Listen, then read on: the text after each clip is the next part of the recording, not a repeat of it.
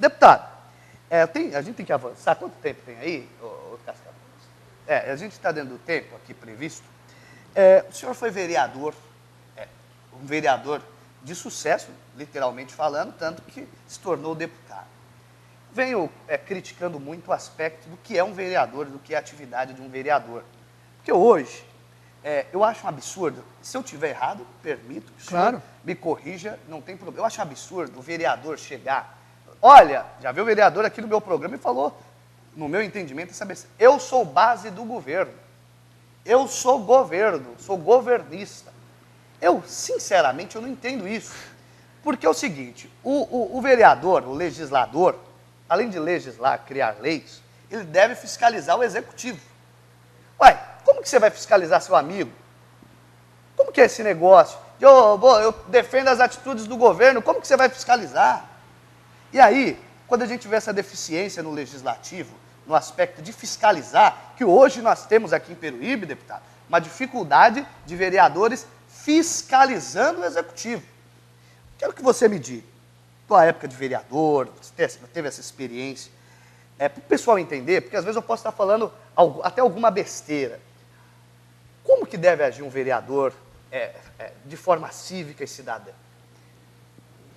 Pergunta difícil de responder, mas eu tenho que... Mas aqui no Na Mira a gente não alivia, você sabe disso. Ótimo, ótimo. E eu também gosto que não alivie, porque eu gosto mesmo dessa coisa, de aperto. Então eu vou responder no aperto. Eu fui vereador por 2 mandatos, né? Presidi a Câmara por 6 anos consecutivos, e um dos motivos da minha racha com o meu partido foi esse. Porque eu sempre reclamei das coisas erradas, sendo da base. Então, ser da base, ser aliado, uma coisa é você ser aliado. Você é eleito vereador por um partido, o seu partido está numa coligação que ganhou a prefeitura, então você é um aliado. Aliado é aquele que fala assim para as coisas boas e não para as coisas erradas. Aliado não é alienado. Então, o vereador não pode ser alienado. O vereador foi eleito pelo povo. Então, e é uma tarefa das mais nobres. Você vê no caso de Peruíbe. Peruíbe tem aproximadamente 65 mil habitantes. Aproximadamente. Não é isso? Isso. Mais ou menos. 65 a no máximo 70 mil habitantes. O vereador está representando aquela população. Então, ele não pode, em vez de representar a população para discutir o problema da cidade, ir lá ficar entregando currículo para a prefeita para arrumar emprego. É uma coisa que acontece aos montes. Isso é uma coisa que depois o cara fica sem condição de cobrar. Na medida que você está de joelhos para o Poder Executivo, como é que você vai cobrar? Sabe quem perde? A cidade. O vereador, ele é a voz de quem não tem voz. Então, ele não pode vender a voz dele em troca de 2 ou 3 cargos na prefeitura. Então, o vereador tem que estar na Câmara fazendo o quê? Fazendo leis. Leis que beneficiam a população. Além de fazer leis, ele tem que votar leis dos outros pares, ou da própria prefeitura, que também sejam em benefício da população. Convênios, fiscalizar os atos de todos os secretários de governo. Isso é importante. E isso não é ser contra o governo. Eu falei agora há pouco. O secretário de Segurança Pública do Estado veio aqui dar entrevista no Jornal Diário, de uma página, dizendo que estava provido o efetivo. Eu levei as informações para ele, mostrei para ele que não estava, e ele está repondo os efetivos. Dei o exemplo de Praia Grande. Isso não é ser contra o governo. Eu sou da contrário, é favor ao governo. Eu sou a favor, eu estou mostrando cidadã. que tem uma coisa errada. Então, os vereadores, e aqui eu não quero dar aula para ninguém, mas eu, como ex-vereador por 2 mandatos e como deputado no 2º mandato, então já são 4 mandatos no Legislativo, a gente adquire uma experiência. Você apontar um erro no governo que você faz parte, não quer dizer que você é contra, é como seu filho. É verdade. Você é o pai. Olha, puxa, meu filho na escola, a minha filha está no 5º ano de medicina. Eu olho o boletim dela. Claro. Eu olho. Ela está fazendo estágio na Santa Casa. Está bem ela? Está bem. Eu tive na Unimes, que ela faz na Unimes, há 2 semanas atrás, que eu queria ver. Eu liguei lá, sabe o que eu queria ver? Porque já teve a primeira avaliação, eu queria ver como é que ela foi. E olha, eu sou pai também, sou deputado, e eu tenho tempo. Que a gente hoje fala, não tem tempo de ver, não tem tempo de ver o que está acontecendo. Então nós temos que fazer isso. Não é porque eu fiscalizei a minha filha que eu sou contra ela. Não é porque o vereador fiscalizou a prefeitura que ele é contra. Tem que ter esse entendimento. O vereador é para fiscalizar, de oposição e de situação. Ele tem que dar resposta. Quando o vereador sai da casa dele, porque o vereador não é ET. Ele mora na cidade. Primeira coisa, o vereador, por exemplo, Peruíbe, ele mora onde? Tem uns que são meio ET aqui, é incrível. Não, mas não vamos... Ele mora aqui. o cara mora em Caraguava, por exemplo, né, que é um bairro popular, carente, que precisa de asfalto em algumas ruas. Um beijo para a audiência do Caraguava, que é muito grande. Então, tá lá. Estou aqui em Caraguava, tal, tá tudo asfaltado lá? Não tá. Então, o que ele tem que fazer? Ele tem que indicar à prefeitura, olha, prefeito, aqui tem uma rua que precisa asfaltar, precisa recapear, precisa colocar rede de esgoto. Isso é natural. Ele não está fazendo nada errado. Ele tem que sempre estar... E aí depois ele tem que falar para as pessoas, olha, eu estou pedindo, tem que pegar uma comissão de moradores e levar para falar com o prefeito ou com a prefeita. É assim que funciona. Agora o cara chegar assim, olha, eu sou base do governo, eu falo amém. Amém você fala na igreja. Na Câmara você está lá colocado para quê? Para defender o povo. O povo que te elegeu e aqueles que também não votaram em você. Porque não tem como saber quem votou. É verdade. Quem é que votou em mim? Não sei. Eu sei que eu tive X mil votos, centenas de votos. Agora, quem foi, não dá para saber. Claro. Eu acho que a minha esposa votou em mim. Acha, né? Vai que, né? Pode ser que ela não votou porque eu não quero que eu fique em casa. É verdade. Então, tomara que ele pegue para ficar em casa comigo. O meu pai votou, por exemplo. Meu pai tem 87 e deve ter votado, né? Claro. Então é assim, mas os outros votos, os outros milhares, eu não sei de onde veio.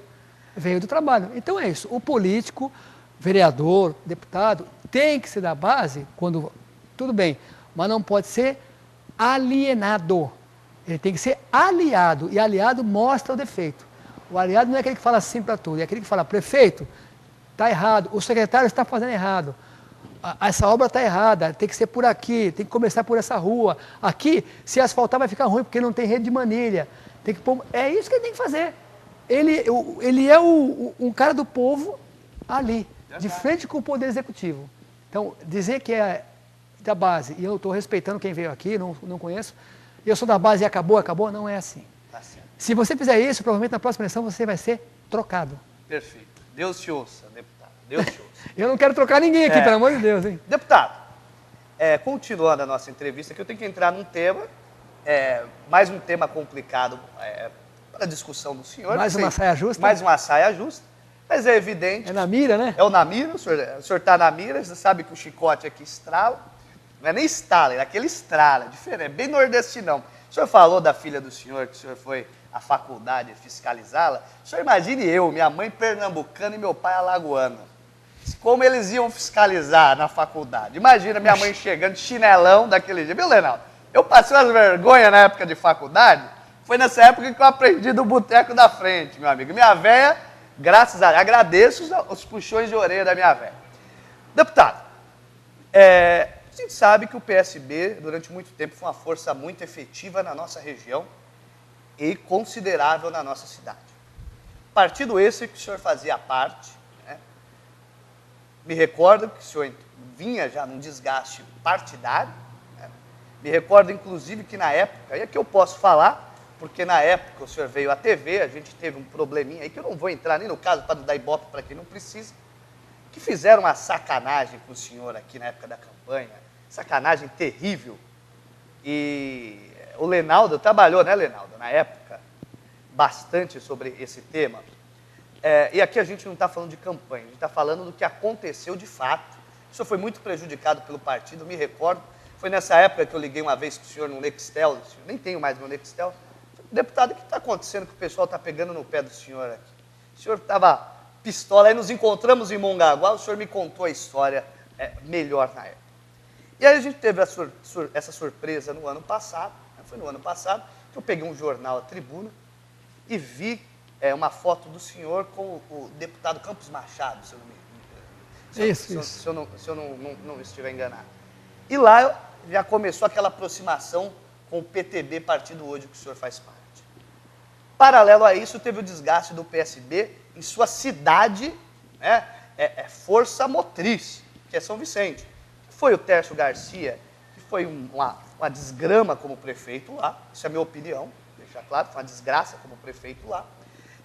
Inclusive fui entrevistado que ele foi parar em Limeira, né?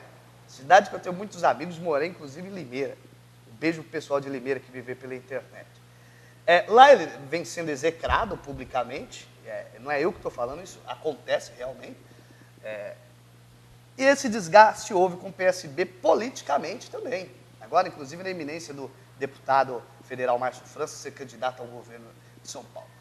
Eu queria que o senhor desse uma explicação para a população, para o telespectador que te assiste, para o teu eleitor, para quem não é eleitor teu, para a população que precisa saber o que de fato aconteceu com o PSB para que o senhor se desligasse. E como está a situação jurídica desse desligamento, né, que é muito importante saber. Se o senhor puder falar também. Claro que posso. A situação jurídica não existe, porque eu saí pela porta da frente, eu entrei com processo no TRE, no Tribunal Regional Eleitoral, e ganhei por unanimidade. Né? Eu não saí e entrei contra o partido. Eu primeiro entrei com processo contra o partido, porque, como você já disse, ao longo dos anos eu sofri grave discriminação no PSB, mesmo sendo eleito sempre, por essa postura de você apontar. As pessoas não entendem, Cris. Você aponta que uma coisa está errada, não é porque eu quero que esteja errado. Você fala, isso aqui está errado. Resolver. É para resolver. Então lá não, você aponta uma coisa que está errada, ou era assim, você era ovelha negra. Você era contra. Então eu fiquei lá 20 anos, e deixei grandes amigos lá, e eu ajudei a construir a história do partido na Baixada Santista. Fui membro do diretório municipal, estadual, nacional, delegado nacional do PSB, e sempre participei de encontro lá em Pernambuco. Eu pegava o ônibus, o avião e ia, do meu bolso. Sempre fiz isso. Encontro em Brasília, tudo quanto era igual eu ia. Agora, quando você falava, era tudo a zero contra mim. E o tempo foi passando. Mesmo com mandato? Mesmo com mandato. Mandato meu era meu, porque o meu partido trabalhava contra. Recordo. Você é testemunha disso, e eu nem coloquei você no processo. O partido nunca me ajudou, sempre prejudicou muito. Agora, eu penso assim, né, as pessoas que me prejudicaram, e você falou que não vai dar Ibope, e eu também não vou dar Ibope. Claro. Mas perceba, as pessoas me prejudicaram. Eu ganhei a eleição e elas perderam. Não precisa nem falar quem foi, né? Claro. Em todos os níveis. Estou falando da região. Não esquece. Não esquece, o acerto é aqui embaixo. Esse negócio que vai ter o acerto no céu não existe. O acerto é aqui. O cara faz aqui com os outros, paga aqui. Lá é depois. Então, coisas que a gente achava que nunca ia acontecer, aconteceram. Essa virada histórica do Billy lá em São Vicente. Eu não vou citar nomes, mas você já está citando nomes. Mas a gente acha que é imbatível, né? Tem gente que acha que é imbatível. Não, mas imagina, lógico que é. Todo mundo pode perder e pode ganhar. Então o PSB foi um capítulo na minha vida de 20 anos que eu fiz o máximo para ajudar. Só que tinha que sair, porque não dava mais. Porque assim, ou eu saía, ou eles iam fazer o seguinte, na próxima eleição não iam me dar legenda. Era o único jeito de fazer eu perder, ali dentro do PSB. Como eu disse, a gente pode perder e ganhar uma eleição na disputa, mas no PSB não havia disputa, havia um massacre. Toda eleição. Está feliz no PTB? Claro, tranquilíssimo. Você tem respaldo, autonomia, você é ouvido, você muda situações, não é que muda a situação, você vai lá e fala, olha, em tal cidade está acontecendo isso. Lá no PSB, por exemplo, eu não conseguia mudar a situação dentro do diretório municipal. Não adianta você falar. Você falava, eles ficavam olhando, você pedia a palavra, que talvez se não desse a palavra era o fim do mundo, né? Aí você fala, olha, isso aqui está errado, não pode fazer assim, porque isso tem... Aí, na hora de votar, quem é a favor da minha proposta do Luciano, levanta a mão. Ninguém. Ficava sozinho. Porque era assim, tinha uma pessoa que ficava atrás com um crachá. Se levantasse o crachá, era para todo mundo levantar o crachá. Era uma coisa meio Era meio ditatorial. Né?